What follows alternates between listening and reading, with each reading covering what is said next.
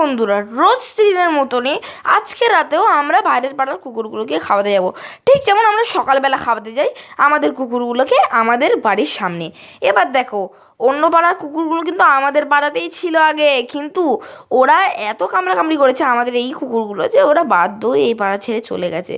এবার দেখো, ওদের পাড়ায় ঢুকে আমরা এই এই পাড়ার কুকুরগুলোকে খাওয়াবো, কিন্তু ওদেরকে খাওয়াবো না, এটা তো দেখতে ভাল লাগে না না। আর ওদেরও মানে কেমন একটা হয়, ওই জন্য ওদেরও খাইয়ে দিই। আর এখন তোমাদের সামনে যাকে দেখতে পাচ্ছ সে হচ্ছে আমার মা। আমরা জানি কি, মহুয়া চ্যাটার্জি, যে এখন এত রাত্রিরে, এখন 9:30 বাজে, তাকে আমাদের এই কুকুরগুলোকে খেতে দিতে যাবে। আর আমরা তো আমাদের পাড়ার কুকুরগুলোকে বা অন্য পাড়ার কুকুরগুলোকে তো খেতে দিই।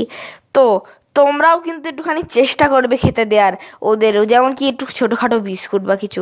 আর তোমরা যদি দাও, এটা সব সময় মনে রাখবে যে তোমরা একটা ভালো কাজ করছো। Good night.